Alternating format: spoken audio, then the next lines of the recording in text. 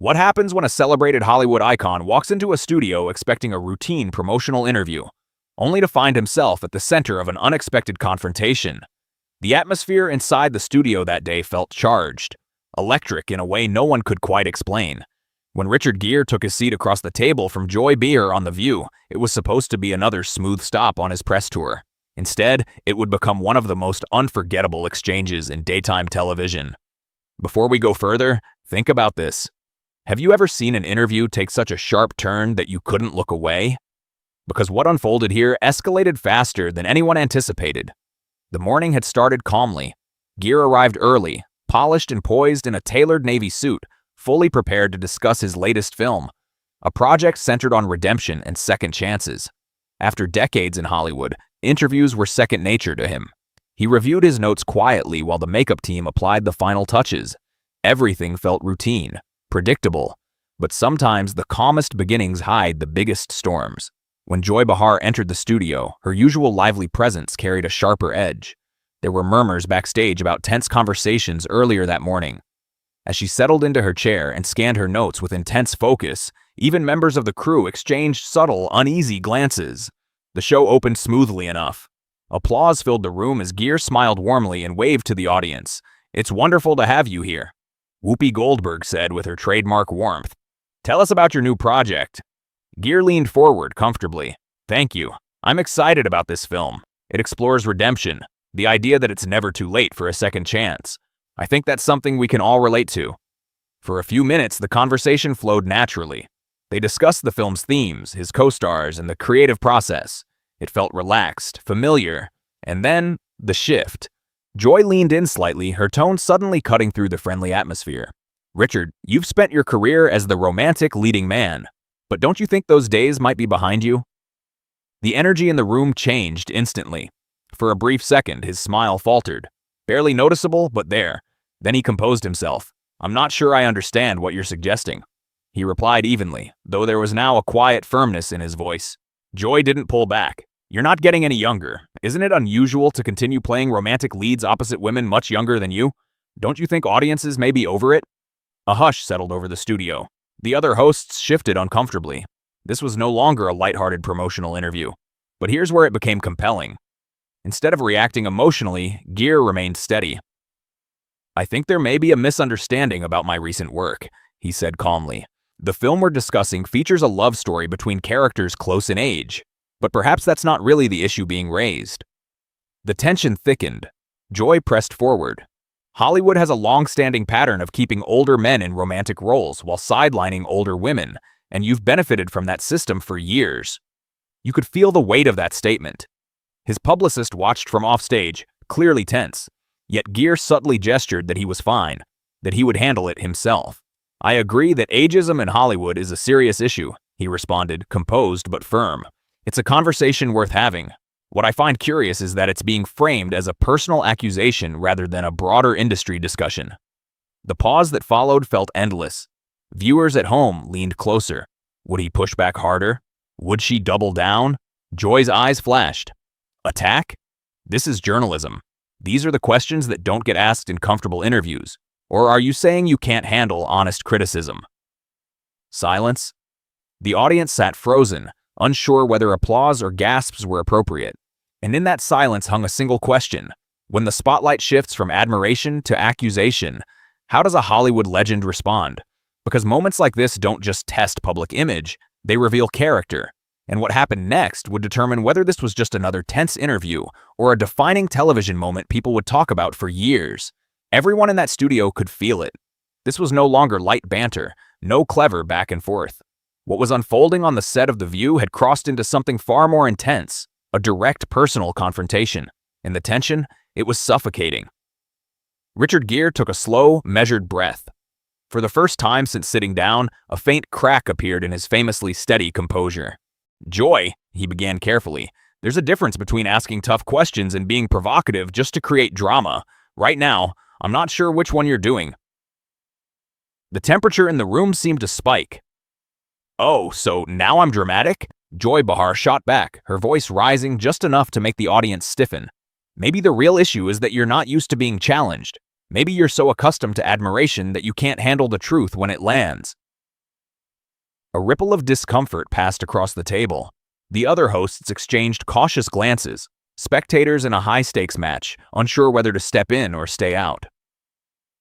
Whoopi Goldberg cleared her throat, preparing to mediate. But Joy wasn't done. "You know what I think, Richard," she pressed, leaning forward. "I think you've lived in a bubble for so long you've lost touch with reality. You walk in here to promote your movie and expect everyone to adore you like it's 1980. That one hit hard." Gere's hands, once resting calmly on the table, slowly curled into fists. His voice remained controlled, but steel had entered it. "Joy, I came here as a guest with respect for you and your colleagues. What you're doing right now isn't journalism. It isn't entertainment. It's mean-spirited." Joy laughed, sharp, humorless. "Mean-spirited? Or am I just the first person in years willing to say something you don't want to hear?" The words landed like a challenge thrown at his feet.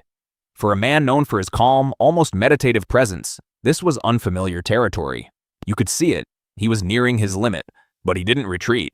"You're right about one thing," Gere said, his voice dropping lower, steadier, more commanding. "I am used to basic human decency, especially when I'm invited onto someone's show. Apparently that's too much to expect here." Joy's eyes flashed with what looked like triumph. "Basic decency? Is that what you call it when interviewers don't push back? When they let you control the narrative?" He repeated her phrase slowly. "Tough questions." For the first time, a hint of disbelief crept into his tone. "Joy, you haven't asked me one substantive question about my work, my craft, or even the industry issues you claim to care about. You've been taking personal shots." Across the table, Sonny Hostin attempted to redirect. "Maybe we could pivot back to the themes of the film." But Joy waved her off. "No, this is the conversation. Richard, when was the last time you took a role that truly challenged you? Not just another charming leading man part." Gere let out a short, tight laugh, not amused, but incredulous.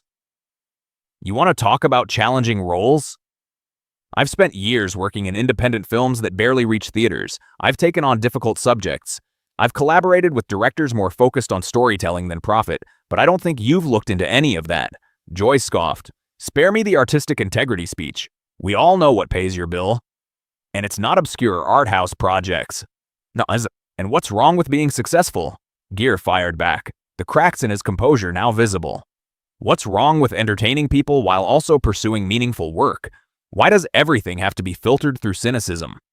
Joy leaned forward again, relentless. "Because success in Hollywood often comes at the expense of honesty. And right now, you're sitting there presenting yourself as some deep, thoughtful artist, when really, you're just another handsome face who got lucky." An audible gasp swept through the audience. Even by the standards of live television, this had gone somewhere few dared to go. The energy was electric. Viewers at home were frozen to their screens. Whoopi looked ready to step in once more, but Gere lifted a hand, signaling he would handle this himself. His voice was calm again, but beneath that calm, something sharper had taken hold. "You know what, Joy?" He began slowly, each word deliberate. "I've been in this industry for over 40 years. I've worked with extraordinary directors and remarkable actors. I've experienced success, I've experienced failure, and I've learned from both." A pause. A silence so thick it felt almost scripted, except it wasn't. And now, the question hanging in the air was bigger than either of them. Was this about age, about success, about ego, or was it about something deeper, respect? Because what Richard said next would determine whether this confrontation ended in collapse or in a statement that would echo far beyond that studio. But in all that time, Richard Gere continued, his voice steady but charged. "I've never met someone so determined to tear down a guest simply for personal satisfaction." The words hung in the air. Joy Behar fired back instantly. "Personal satisfaction? No, Richard. This is about accountability. This is about calling out the privilege and entitlement that you, and actors like you, have benefited from for decades. Privilege, entitlement." You could almost see the shift in his eyes. "Do you even know what you're talking about?" Gere replied, his tone rising just slightly, tension simmering beneath the surface. "Do you know anything about my background? About where I came from? What I had to work for?" Joy answered with a tight, confident smile. "I know enough. I know you've had opportunities others never get. I know you've thrived in a system that favors certain people."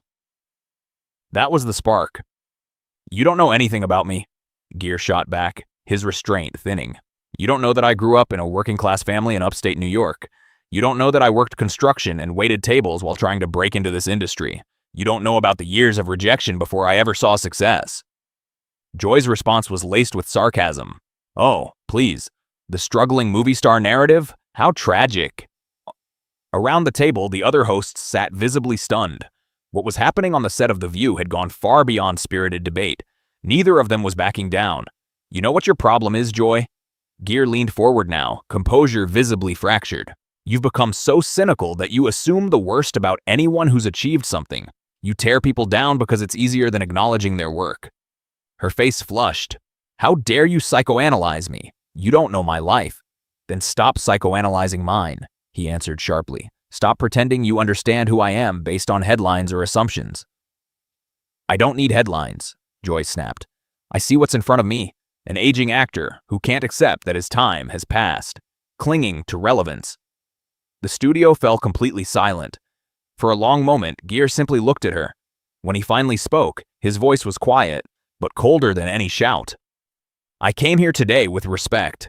I believed we could have a civil exchange, even if we disagreed. But you're not interested in conversation. You're interested in cruelty." Joy opened her mouth to respond, but he continued. "And the saddest part, you seem to believe this makes you brave, that this is journalism.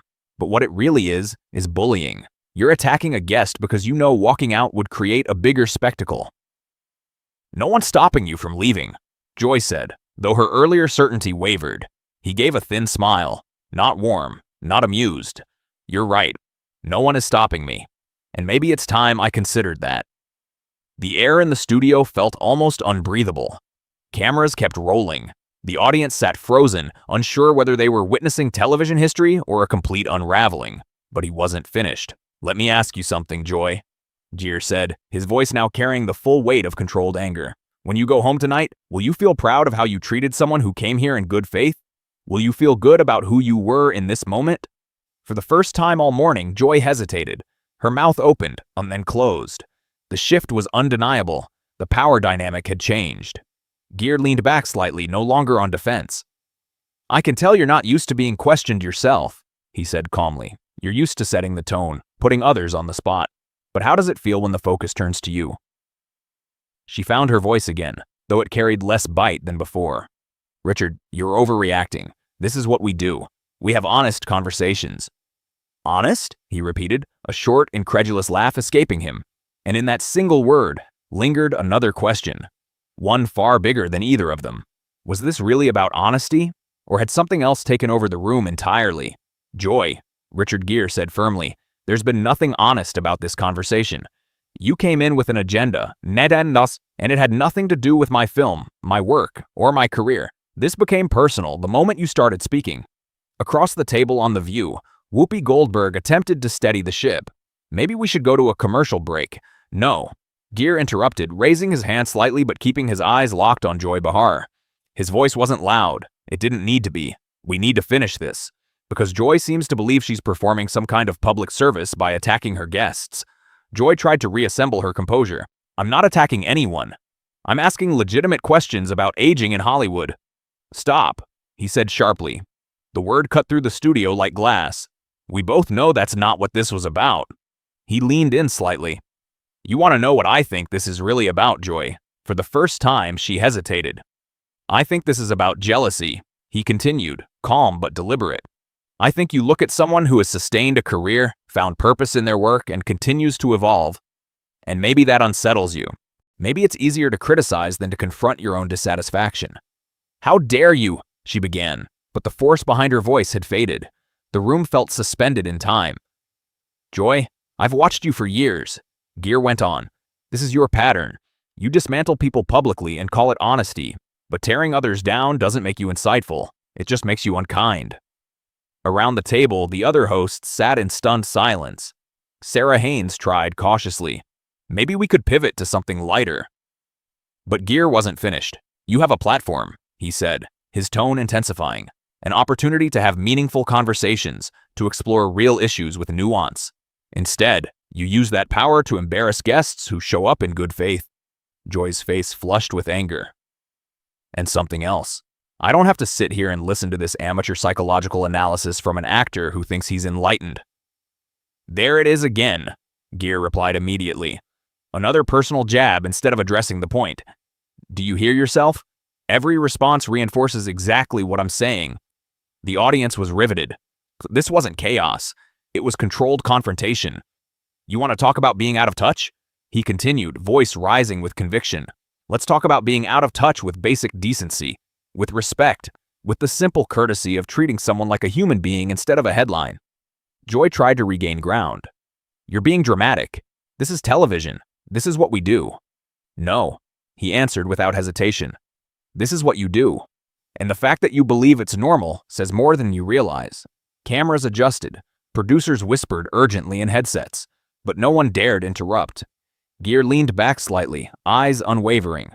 One more question, Joy, he said evenly. When you wake up tomorrow, is this who you want to be? Someone who mistakes cruelty for courage? Someone who believes making others uncomfortable equals integrity? The silence was overwhelming. When Joy finally spoke, her voice was softer. I don't think I'm cruel. Then you lack self-awareness, Gere replied, calm but immovable. Because what happened today, what's happening right now, is cruelty. You're using your platform to corner a guest. Sonny Hostin tried gently. Richard, your new film touches on forgiveness. He gave a faint, ironic smile. Actually, Sonny, that's perfect, because that's exactly what this is about. He turned back to Joy. You seem to believe that cynicism makes you authentic, that sharpness equals truth. But all it really does is shrink you. Joy finally snapped. I am not cruel. I am not small. I'm trying to have real conversations instead of celebrity puff pieces. By ambushing guests? Gere shot back. By attacking their character instead of discussing their work? By making assumptions about their lives without understanding their journey? The studio felt frozen in history. This wasn't about a movie anymore. It wasn't even about Hollywood. It had become something far bigger. A collision between two philosophies. Confrontation versus respect. Cynicism versus dignity. And as the cameras kept rolling, one thing was undeniable. Neither of them was leaving unchanged. That's your version of a real conversation? Richard Gere fired back, his tone unwavering. I know enough about you, Joy Behar insisted, but the certainty in her voice was slipping. No, he replied with quiet finality. You know what you've read. You know the version you've constructed in your mind. But you don't know me. You don't know my experiences, my values, or the work that matters to me. She tried once more to regain control. I know you're sitting here lecturing me about how to do my job. I'm not lecturing you about your job, he cut in sharply. I'm reminding you of something much simpler, basic human decency. There's a line between tough questions and bullying, between journalism and cruelty, and right now you're showing everyone exactly which side of that line you're standing on. The studio was so silent it felt unreal. Even the cameras seemed louder. Joy sat there, searching for words that wouldn't come. Then, unexpectedly, his tone changed. You know what, Joy? He said, voice calm, almost reflective. I actually feel sorry for you, because this is how you've chosen to use your influence, tearing people down instead of lifting them up, and that must be a difficult way to live. Her eyes shimmered. Frustration? Embarrassment? No one could tell. I don't need your pity, she answered. It's not pity, he said, rising slowly from his chair with measured dignity. It's compassion, something you might consider practicing.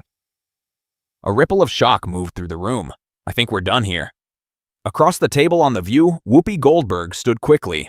Richard, please, we can shift topics. We can move on. He turned to her with genuine warmth. Whoopi, I respect you and this platform, but I won't remain where meanness is mistaken for intelligence. He removed his microphone calmly, each movement deliberate, composed. Then he faced Joy one final time. I hope someday you realize that cruelty isn't courage. Cynicism isn't wisdom. They just make people want to keep their distance. She made one last attempt. If you can't handle criticism... Joy, he interrupted, steady and controlled. This wasn't criticism. It was character assassination. And the fact that you can't see the difference, that's the real issue. He handed the microphone to a stunned stage manager and began walking toward the studio exit. The cameras followed. Just before reaching the door, he paused and turned back to the audience. Ladies and gentlemen, thank you for watching. I still hope you'll see the film. It's about kindness and respect. Values we could all use a little more of. And with that, Richard Gere walked out of the studio, leaving behind one of the most explosive moments ever seen on daytime television. Joy remained seated, visibly shaken. What had begun as a routine promotional appearance had transformed into something far bigger, a live, unscripted lesson in boundaries, dignity, and standing firm under pressure. It wasn't a meltdown, it wasn't chaos. It was a refusal to accept hostility as normal. And sometimes, that refusal is the most powerful statement of all. So now the question is yours. Was this a journalist pushing hard questions? Or a guest standing up to unfair treatment? Have you ever seen a celebrity handle a tense interview with this level of composure? Let me know your thoughts in the comments below. And if you enjoy deep dives into unforgettable moments in entertainment, make sure to subscribe, because stories like this remind us that sometimes the real drama isn't on the screen.